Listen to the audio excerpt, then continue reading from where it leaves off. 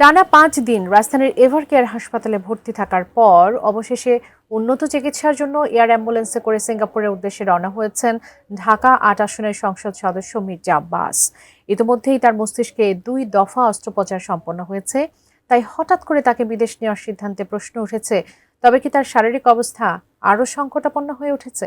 ঠিক কেমন আছেন বিএনপির এই বর্ষিয়ান রাজনীতিবিদ? বিস্তারিত জানাচ্ছেন ফারিন রহমান প্রীতি। উন্নত চিকিৎসার জন্য এয়ার অ্যাম্বুলেন্সে করে সিঙ্গাপুরের উদ্দেশ্যে রওনা হয়েছেন প্রধানমন্ত্রী তারেক রহমানের রাজনৈতিক উপদেষ্টা ও ঢাকা ৮ আসনের সংসদ সদস্য মির্জা আব্বাস। রোববার হযরত শাহজালাল আন্তর্জাতিক বিমানবন্দর থেকে তাকে বহনকারী এয়ার অ্যাম্বুলেন্স উড্ডয়ন করে। জানা গেছে প্রায় ৪ ঘন্টার আকাশপথ পাড়ি দিয়ে বিমানটি সিঙ্গাপুরে পৌঁছাবে এবং সেখানে তাকে সিঙ্গাপুর জেনারেল হাসপাতালে ভর্তি করা হবে। তবে অনেকের মনে প্রশ্ন, মির্জা আব্বাসের অবস্থা কতটা সংকটাপন্ন? মির্জা আব্বাসের ব্যক্তিগত সচিব মিজানুর রহমান সোহেল জানিয়েছেন, দেশের সীমিত চিকিৎসা সুবিধার কারণে মির্জা আব্বাসকে সিঙ্গাপুরে নেওয়া হচ্ছে। তবে তিনি তার সর্বশেষ শারীরিক পরিস্থিতি সম্পর্কে কিছু জানাননি।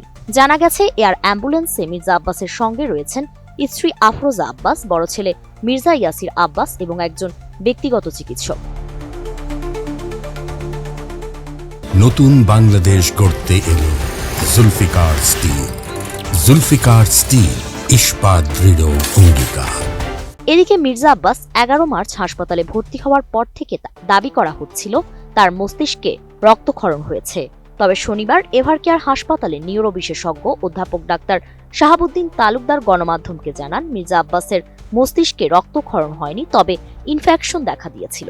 ২ দফা অস্ত্রোপচার সফলভাবে সম্পন্ন হলেও তার শারীরিক অবস্থার উপর নির্ভর করে তাকে বিদেশ নেওয়া হয়েছে। প্রসঙ্গত, মির্জা আব্বাস গত বুধবার ইফতারের সময় হঠাৎ অসুস্থ হয়ে জ্ঞান হারালে সঙ্গে সঙ্গে তাকে বসুন্ধরার এভারকেয়ার হাসপাতালে ভর্তি করা হয়।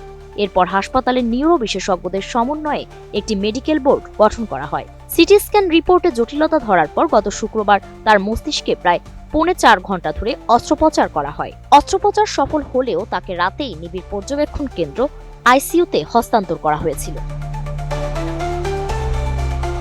দ্বিতীয় দফা অস্ত্রোপচারের পরই তাকে এয়ার অ্যাম্বুলেন্সে বিদেশে নেওয়ার সিদ্ধান্ত নেওয়া হয়।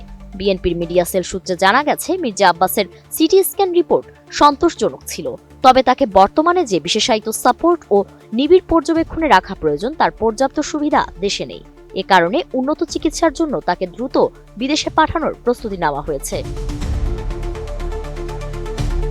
চিকিৎসকরা আশা করছেন, সিঙ্গাপুরে উন্নত চিকিৎসা নিলে তিনি দ্রুত স্বাভাবিক জীবনযাত্রায় ফিরে আসতে পারবেন। পরিবারের সদস্যরা জানিয়েছেন, সিঙ্গাপুরে ভর্তি হওয়ার পর নিয়মিতভাবে চিকিৎসা ও পুনর্বাসন প্রক্রিয়া চলবে। ফারিন রহমান প্রীতি, এটিএন নিউজ।